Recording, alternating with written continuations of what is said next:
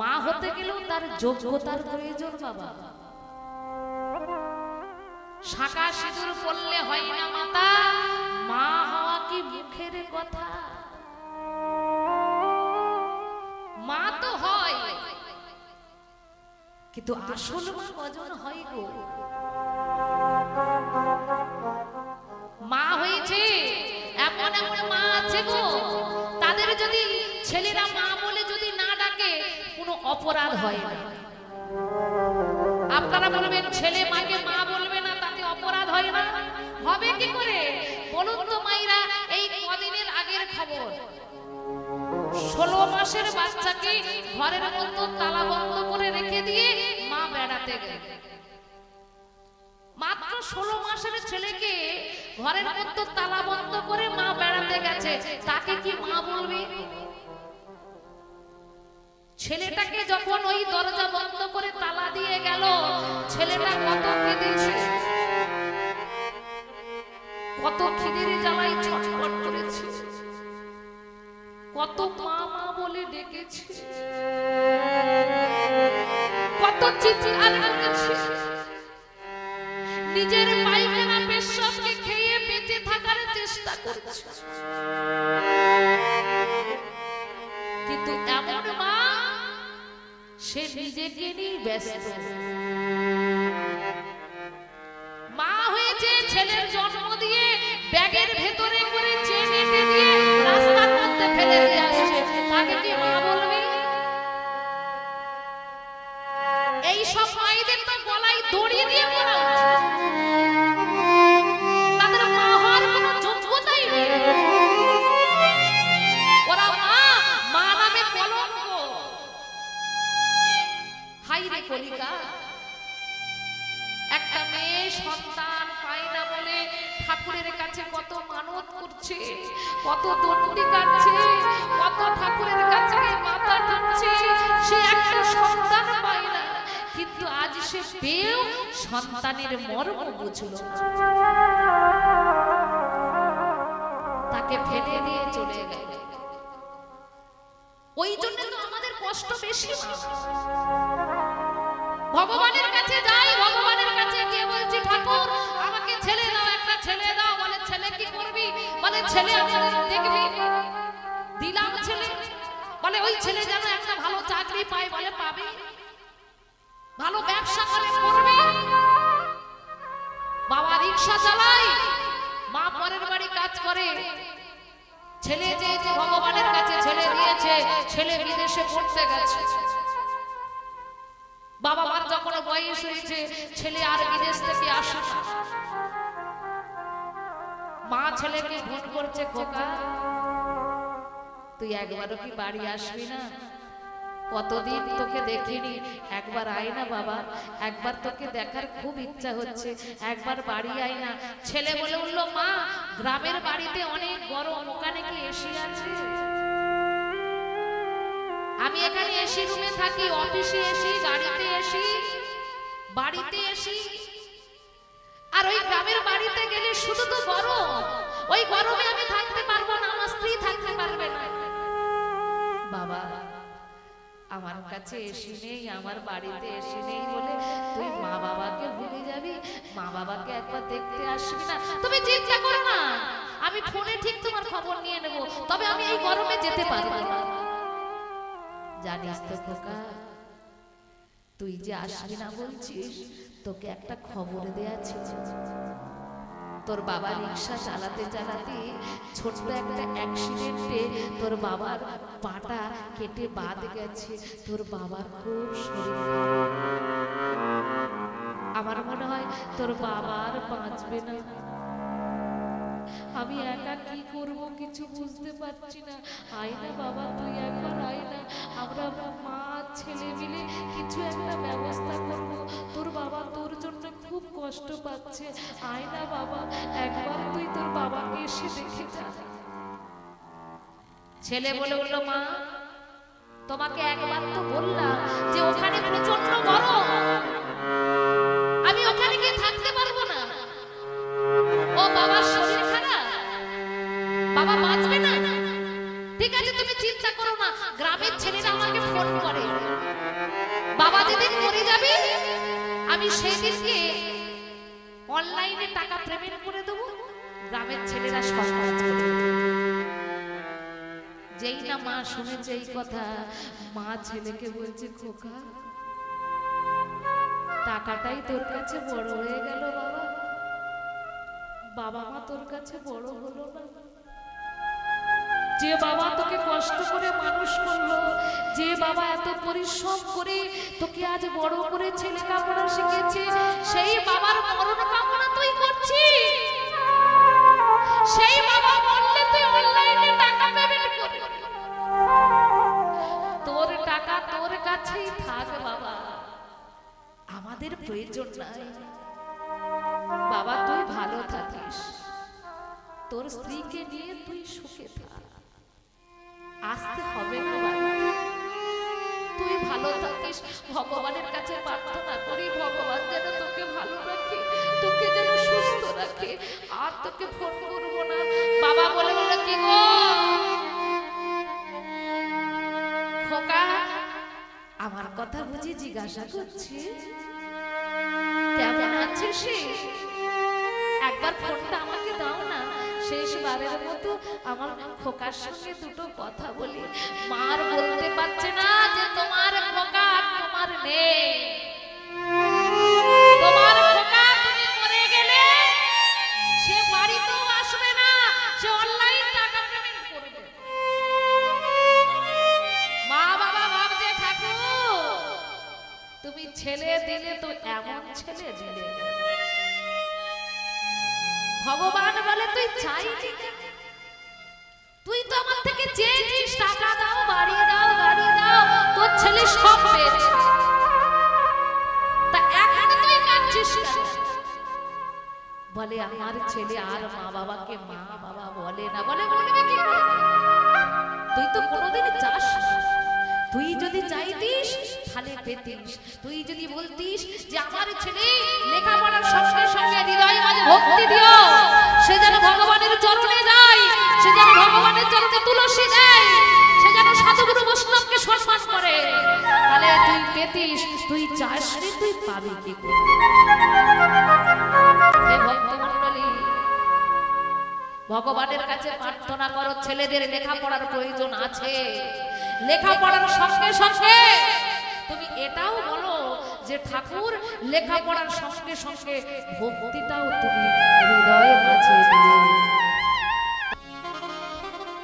উত্তর ভারতে এক ভক্ত ছিল, নাম ছিল তার ভোলা। সেই ভোলার ছোটবেলায় মা বাবা মারা গেছে, তা মা বাবা মারা গেছে, তাকে তো কেউ দেখার নেই। ভোলা কি করতো? মা পাড়ায় পাড়ায় ভিক্ষা করতো, কিন্তু তার খাওয়া দাওয়া এমন ছিল একসঙ্গে 50 পিস লুচি শেখে, 100 পিস রসগোল্লা তার কাছে কিছু ব্যাপার। কিন্তু মা মানুষ একদিন খেতে দেবে, দুদিন খেতে দেবে, এমন খেলে কেউ রোজ রোজ খেতে দেবে? ভোলা কি করে? ওই একদিন খেতে পায়, একদিন খেতে পায় না। ভোলা ভাবলো এইভাবে তো চলতে পারে না, কেউ একদিন খেতে দেয়, আবার কেউ একদিন খেতে দেয় না।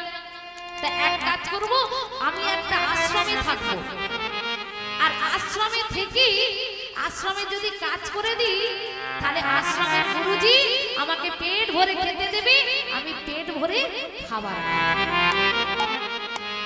ওই আশ্রমে কাজ করে আর পেট ভরে খাবার খায়। কিন্তু বাবা আশ্রমের একটা নিয়ম আছে, 15 দিন অন্তর অন্তর যে একাদশী হয়, সেই একাদশী পালন করতে হয়।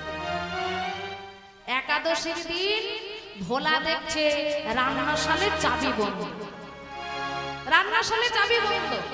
এবারে কি করবে? ভোলা বলল, গুরুজি, ও গুরুজি, গুরুজি, ও গুরুজি, আজ রান্নাশালের চাবি বন্ধ কেন? ও গুরুজি, আমার খুব খিদে পেয়েছে, রান্নাশালের চাবিটা একটু খুলে দিন গুরুজি, আমার খুব খিদে পেয়েছে। গুরুজি বলল, রাম রাম রাম রাম রাম রাম রাম রাম। কোন ওই কথা বলতে নেই, আজ যে নির্জলা একাদশী, আজকে যে কিছু খেতে নেই। ভোলা বলল, ও আজকে নির্জলা একাদশী, ঠিক আছে, আজকে আমি পেট ভরে খাবার খাবো, আজ না হলে আমি জল খাবো না। সে জানেই না যে নির্জলা মানে। গুরুজি বলে বলে ওরে বোকা শোন, নির্জলা মানে হলো খাবার জল দুটোই খেতে নেই। কিন্তু ও গুরুজি আমি তো থাকতে পারবো না, আমাকে খেতে দিতেই হবে। ও গুরুজি আমাকে কিছু খেতে দেন না, আমার খুব খিদে পেয়েছে। গুরুজি ভাবছে যে একদিনই ওকে ধরালে হবে না, ওকে একটু একটু করে ধরাতে হবে। ও যখন থাকতে পারবে না বলছে, তাহলে ওকে এক কাজ করব, এই নে তোকে 250 আটা দিলাম, 250 গুড় দিলাম, আর 250 আলু দিলাম। শোন, আশ্রমে করবি না, আশ্রম থেকে বেরিয়ে গিয়ে ওই জঙ্গলে যাবি, গাছের নিচে বসে রুটি তৈরি করবি, রুটিতে গুড় লাগাবি, তুই তরকারি করবি, আর রুটির উপরে গুড় লাগিয়ে প্রভু রামচন্দ্রকে নিবেদন করি, তারপরে তুই প্রসাদ পাবি। ঠিক আছে গুরুজি, আমি তাই করব। আমি ওই বনের মধ্যখানে গিয়ে আমি রামচন্দ্রকে নিবেদন করি, তারপরে আমি প্রসাদ পাবো। ওই বনের মাঝখানে রুটি তৈরি করেছে, রুটির উপরে গুড় দিয়েছে, তরকারি করেছে, আর করে প্রভু রামকে নিবেদন করেছে। সীতারাম সীতারাম সীতারামে কহি যাই বিধি রাখি রাম, তাই বিধি রহি। সীতারাম সীতারাম সীতারাম কহিয়ে যাই বিধি রাখে রাম, তারি বিধি রহিয়ে। সীতারাম সীতারাম সীতারাম যাই বিধি রাখি রাম, তাই বিধি রহি। সীতারাম সীতারাম সীতারাম কহিয়ে যাই বিধি রাখে রাম, তাই বিধি রহিয়ে। ওমা যেই না দেখেছে, ওমা রামচন্দ্র একা আসেনি, সঙ্গে সীতাকে নিয়ে এসেছে। ভোলা বলছে কি ব্যাপার, তুমি আমার একজনকে ডেকে নিয়ে এসেছো কেন? আমাকে গুরুদেব 250 আটা দিয়েছে, 250 গুড় দিয়েছে, এটুকু দিয়ে কি করে কুলোবে? আবার একজনকে ডেকে নিয়ে এসেছো। রামচন্দ্র বলে তুই রাগ করছিস কেন, এটুকু দিয়ে আমরা ম্যানেজ করে নেব, তুই রেগে যাস না। ভোলা বলে যাই হোক, তুমি যেন রেগে যেও না, তোমাকে কিন্তু খুব সুন্দর দেখতে। এসো আমরা 3 জনে মিলে আমরা এইটাকে ভাগ করে খাই। ওমা ভোলা কি করেছি, ওই রাম সীতা আর ভোলা 3 জনে মিলে ওই রুটি তরকারি ভাগ করে খেয়েছি। যাওয়ার সময় বলছে শোনো, পরের একাদশীতে কিন্তু তুমি আর কাউকে আনবে না, আমাকে গুরুদেব বেশি করে আটা দেয় না, তুমি কিন্তু আর কাউকে আনবে না। ভোলা পরের একাদশীতে গিয়ে গুরুদেবকে বলছে ও গুরুজি, গুরুজি, ও গুরুজি। বলে কি হয়েছে? গুরুজি এবারে একটু আটাটা বেশি দিতে হবে। বলে কত আটা লাগবে? ও গুরুজি 2 কেজি দিলেই হবে। 2 কেজি আটা? হ্যাঁ গুরুজি 2 কেজি আটা দেন, আমাকে 500 গুড় দেন, আর 1 কেজি আলু দেন। নালে কুলোচ্ছে না তো, না কুলোলে কি করব? ও ঠিক আছে, যা এই নে, এই তোকে দিয়ে দিলাম, যা তুই নিয়ে যা। আবার ওই বনের মাঝখানে সীতারামে সীতারাম সীতারামে কাহি যাই বিধি রাখি রাম, তাই বিধি রহি। সীতারাম সীতারাম সীতারাম কহিয়ে যাই বিধি রাখে রাম, তাই বিধি রহিয়ে।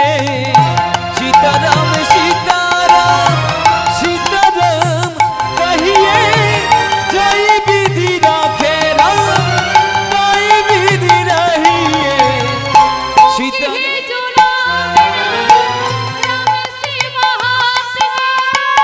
तू अकेला नहीं प्यारी, राम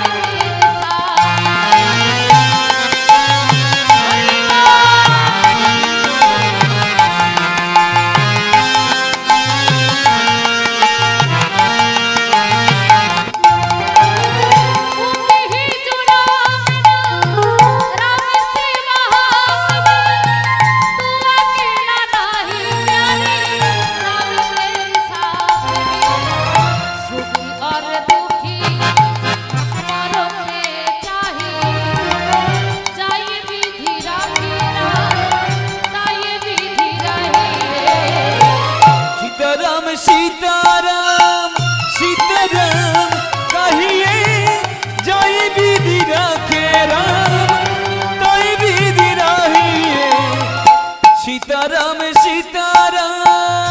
ও মাইরা এবারে প্রথম কে কে এসেছিল? রাম আর সীতা। এবারে কে কে এলো দেখুন, রাম সীতা সঙ্গে লক্ষ্মণকে সঙ্গে করে নিয়ে এসেছে। একজন করে বাড়ি আনছে আর ভোলা বলে উঠলো কি ব্যাপার আবার একটা ক্যান্ডিডেট বাড়া, হ্যাঁ দেখি ওটা আবার কাকে নিয়ে এসেছে? বলে আধার কার্ড আছে। বলে আধার কার্ডের প্রয়োজন নাই, ও আমারই ভাই, ও আমারই ভাই, ও লক্ষ্মণ। বলে তাহলে কই দেখি আধার কার্ড দেখি তোমার ভাই, তুমি এক একজন করে নিয়ে আসলে আমাকে দিয়ে দিতে হবে। রাগ করছিস কেন? দে না খাবারটা দে, খুব খিদে পেয়েছে। ওমা আবার খাবারগুলো সব খাইয়ে দিয়েছে। তারপরের একাদশীতে গুরুজির কাছে গিয়ে বলল, গুরুজি ও গুরুজি এদিকে আসুন, এদিকে আসুন। গুরুজি বলল কি হয়েছে রে? ও গুরুজি একটা কথা আছে। কি কথা বল? ও গুরুজি, গুরুজি ও গুরুজি কি হয়েছে বলবি তো? ও গুরুজি আজকে কিন্তু আর 2 কেজি দিতে হবে না, আজকে আমাকে 20 কেজি আটা দিতে হবে। বলে হ্যাঁ রে 20 কেজি আটা রুটি তুই একাদশীতে খাবি? তা তুই একাদশী করছিস না আটাদশী করছিস? তুই একাদশী করছিস না আটাদশী করছিস? 20 কেজি আটা রুটি তুই একা খাবি? ওরে তোর পেট না চৌবাচ্চা। ও গুরুজি রাগ করছেন কেন? কুলোচ্ছে না তো? এক একজন করে ক্যান্ডিডেট বাড়াচ্ছে আর সব তারা এসে খেয়ে চলে যাচ্ছে, আমি কি করব? ও গুরুজি আমাকে 20 কেজি আটা দিতে হবে, আমাকে 10 কেজি আলু দিতে হবে, 2 কেজি গুড় দিতে হবে। গুরুজি বলে ও এই নে এই রান্নাশালের চাবি তোকে দিলাম, তোর যা ইচ্ছে তুই নিয়ে যা। ওমা 20 কেজি আটা নিয়েছে, গুড় নিয়েছে, আলু নিয়েছে, নিয়ে গিয়ে গাছের নিচে সব রেখে দিয়েছে, সব গাছের নিচে রেখে দিয়েছে। গাছের নিচে রেখে দিয়ে আর ওই গাছের গোড়ায় বসে বসে চোখ বন্ধ করে ওই রামচন্দ্রকে ডাকছে, রামচন্দ্রকে ডাকছে। রামচন্দ্র তার ডাকে এসেছে। সেদিনকে কাকে কাকে নিয়ে এসেছে দেখুন, রাম এসেছে, সীতা এসেছে, লক্ষ্মণ এসেছে, হনুমান এসেছে, জাম্ববান এসেছে, যা ছিল লাইন দিয়ে একেবারে। এই ভোলা তুই বসে আছিস খাবার করিসনি? ভোলা বলে আমাকে এত বোকা পেয়েছো? প্রতিবারই আমি একা খাবার করব আর একজন একজন করে বাড়িয়ে নিয়ে এসে সব আমার খেয়ে চলে যায়। তাই এবারে ঠিক করেছি আমি খাবার করব না, আজ তোমরা খাবার করবে, আমি বসে বসে খাবো, আজ আর আমি করব না। ওমা রামচন্দ্র সীতাকে বলছে ও সীতা ভক্ত ধরেছে, এবারে কি করবে? যাও যাও রুটিগুলো তাড়াতাড়ি করে ফেলো। সীতা বলে এত আটা আমি মাখাবো কি করে? তুমি তাহলে আমাকে মাখিয়ে দাও। রামচন্দ্র আটা মাখাচ্ছে, লক্ষ্মণ কাষ্ঠ গুড়াতে গেছে। এবারে গুরুজি ভাবছে যে ও বেটা 20 কেজি আটা রুটি কি করে খাই একবার দেখতে। গুরুজি এসে দেখছে যে চোখ বন্ধ করে ভোলা রামচন্দ্রের নাম করছে। গুরুজি বলে উঠল এই ভোলা তুই রুটি তৈরি করিসনি? তুই নাম করছিস রুটি তৈরি করিসনি? ভোলা বলে গুরুজি রুটি তো তৈরি হচ্ছে, ওই তো সীতামা রুটি তৈরি করছে, সীতামা রুটি তৈরি করছে, ওই তো রামচন্দ্র আটা মাখিয়ে দিয়েছে, আপনি দেখতে পাচ্ছেন না? কিন্তু গুরুজি দেখবে কি করে? গুরুজির মনের ভেতরে তো সেই ভক্তি নাই, সেই ভক্তি বিশ্বাস তো গুরুজির মনের ভেতরে ছিল না। গুরুজি সারা জীবন নির্জলা একাদশী করেছে, সে ভগবানকে দেখতে পাই না। কিন্তু তার শিষ্য মন ছিল তার সাদা সরল, সে আজকের আটা রুটি খাচ্ছে, রুটি খেয়ে সে আজকে ভগবানকে দর্শন করছে। ভোলা বলে বললো আপনি দেখতে পাচ্ছেন না? দেখবেন দেখবেন ভগবানকে। যেই না গুরুজির হাতটা ধরেছে, গুরুজিকে বললো গুরুজি ওই দেখুন তাকিয়ে দেখুন। আর যেই না তাকিয়ে দেখেছে, দেখে স্বয়ং ভগবান দাঁড়িয়ে আছে স্বয়ং ভগবান দাঁড়াইয়ে আছে, স্বয়ং ভগবান দাঁড়াইয়ে আছে, স্বয়ং ভগবান দাঁড়াইয়ে আছে, ওই না ভক্তি হৃদয় মন্দিরে, স্বয়ং ভগবান দাঁড়াইয়ে আছে, ওই না ভক্তি হৃদয় মন্দিরে, স্বয়ং ভগবান দাঁড়াইয়ে আছে, স্বয়ং ভগবান দাঁড়াইয়ে আছে। স্বয়ং ভগবান দাঁড়াইয়ে আছে। তাহলে মাগো শিষ্যর কৃপাতে আজকের গুরুদেবের ভগবান দর্শন হয়ে গেল। গুরুদেবের কৃপা নয়, এটা হলো শিষ্যের কৃপাতে দর্শন হয়ে গেল। আজকের যেমন ওই গুরুদেবের থেকে দীক্ষা নিয়েছে প্রেমানন্দ, প্রেমানন্দ ওই ভগবানকে ডাকে আর গুরুদেব ভগবানের সেবা দেয়। জয় রাধে গোবিন্দ গোপালা শ্যামল বংশীধারী, জয় রাধে গো রাধে গোবিন্দ গোপালা শ্যামল বংশীধারী, জয় রাধে গো রাধে গোবিন্দ গোপালা শ্যামল বংশীধারী। হরি বল হরি বল।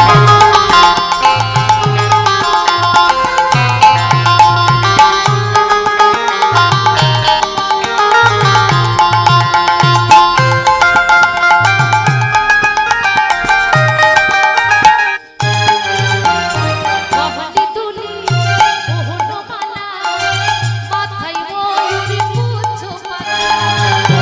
জলে বনমালা মাথায় ময়ূর গহলি তুলি মোহনমালা, মাথায় ময়ূরী পুচ্ছ পাতা। তোমার দলে দলে বনমালা, মাথায় ময়ূর পুচ্ছ পাখা, রোজের কাটা সামনে তুমি যশোদা দুলা, কসম তুমি যশোদা দুলা, বদির বাঁকা সামনে তুমি যশোদা দুলা, বড় ভরসা।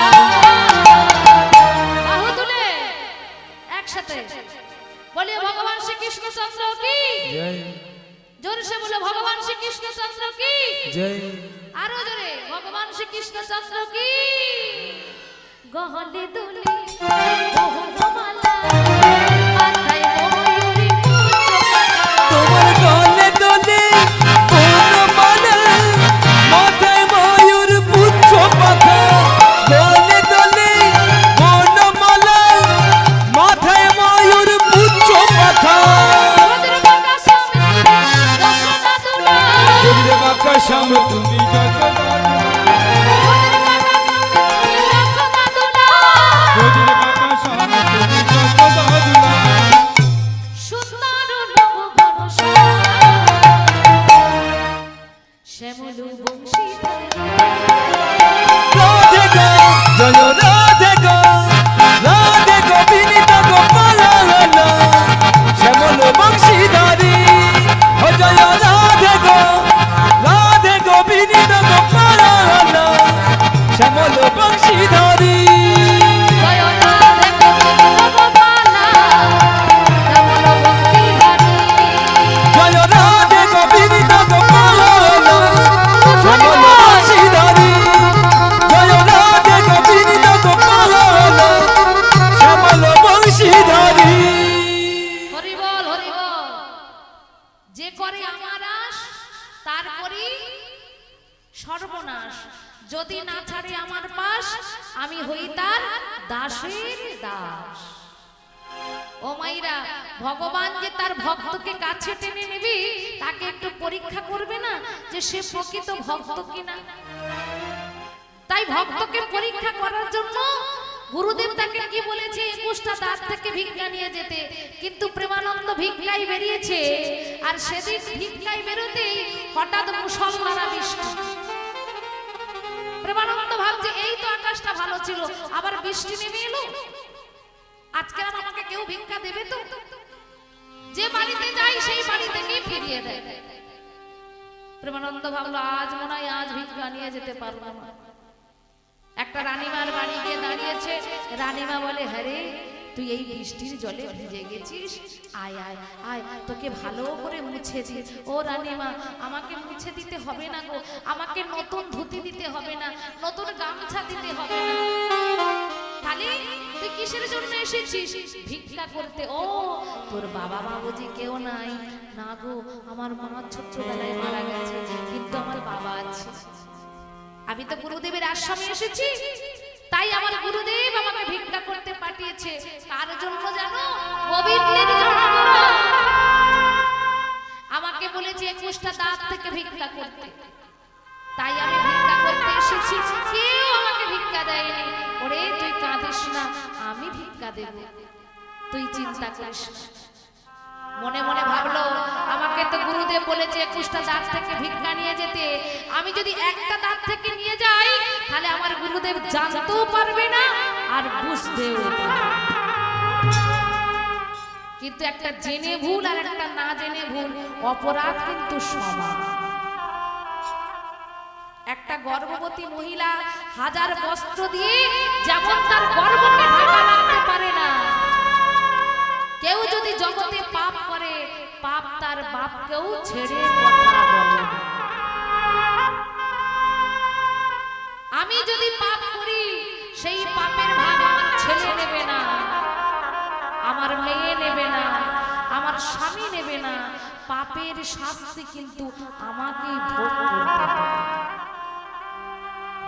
এক ভদ্রলোক জ্যৈষ্ঠ মাসে দুপুরবেলা রাস্তা দিয়ে হেঁটে হেঁটে যাচ্ছে, আর সেই ভদ্রলোকের বড় খিদে পেয়েছে।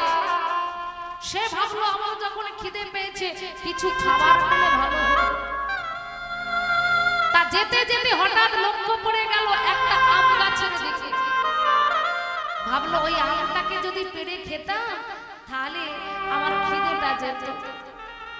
ভদ্রলোক কি করেছে? আম গাছের কাছে গেল। এবারে বলুন তো মা, আম গাছটাকে প্রথম দেখলো কে? প্রথম দেখেছে ওই ভদ্রলোকের দুটো চোখ। চোখ সর্বপ্রথম দেখে। যেই না চোখ দিয়ে দেখলো আম গাছটাকে, ভাবলো আম গাছের কাছে তো যেতে হবে। যেই না আম গাছের কাছে যেতে গেল, আম গাছের কাছে সে যাবে, গাছের কাছে যেতে গেলে কার প্রয়োজন হবে? এই দুটো পায়ে। চোখ দিয়ে দেখলো, পা দিয়ে হেঁটে গেল। এবারে আমটাকে পাড়তে গেলে কার প্রয়োজন হবে? হাতে। খেতে গেলে মুখে। তাহলে সর্ব শরীরের যন্ত্রণা হলে খাওয়ার রাস্তা কিন্তু একটাই। ভালো করে এবারে মিলিয়ে নিন। চোখ দিয়ে দেখলো, পা দিয়ে হেঁটে গেল, হাত দিয়ে পারলো, মুখ দিয়ে খেলো। যখনই খেতে শুরু করেছে, আম গাছের যে মালিক ছিল, সেই মালিক একটা বড় লাঠি নিয়ে এসে অমনি ভদ্রলোকের পিঠে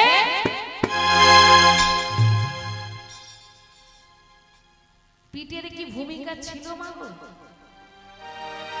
পিঠের কিন্তু ভূমিকা ছিল না, কিন্তু মার এসে পিঠে পড়ল। যখনই পিঠে মারটা পড়েছে, কষ্টে আমাদের জলটা কোথা থেকে আসবে? চোখ দিয়ে। তাহলে প্রথমকে দেখেছিল, চোখ দেখেছিল, আর কষ্টে ওই চোখ দিয়ে জল গড়িয়ে গড়িয়ে গড়িয়ে পড়ছে।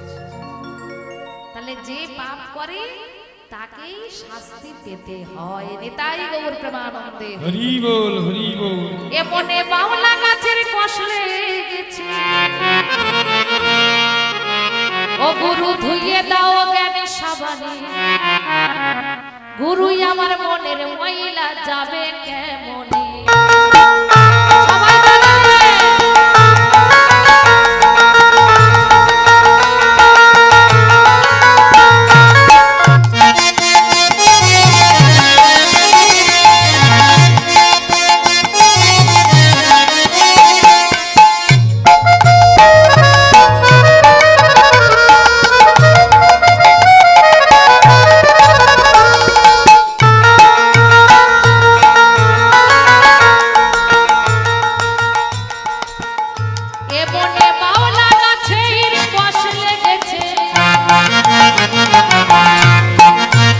এ মনে মাওলা কাছে বসলে ও গুরু ধুইয়ে দাও জ্ঞান সাবানে গুরু আমার মনে ময়লা যাবে গুরু আমার মনে ময়লা যাবে কেমনে বলো গুরু আমার মনে ময়লা যাবে কেমনে ও গুরু আমার মনে ময়লা যাবে কেমনে ও যদি অন্য ময়লা হয় ও সেটা ধুইয়ে ফেলা যায় ও গুরু মনের ময়লা বড় ময়লা ধোয়া নাহি যায় মনের ময়লা বড় ময়লা ধোয়া নাহি যায় গুরু ধোয়া নাহি যায় রাস্তা দিয়ে চলতে চলতে যদি ধুলোবালি লেগে যায় তাকে আমরা সাবানে দিয়ে ধুইয়ে ফেলি কি গো ঠাকুমা রাস্তা দিয়ে হাঁটতে হাঁটতে ধুলোবালি গায়ে লেগে গেলি তাকে আমরা সাবান দিয়ে ধুইয়ে ফেলি না কিন্তু এমন এক জায়গার ময়লা আছে গুরুদেব না হলে সেই ময়লাকে ধুতে পারে তাহলে ময়লাটা কোন জায়গা এই মনের ভেতর যদি অন্য ময়লা হয়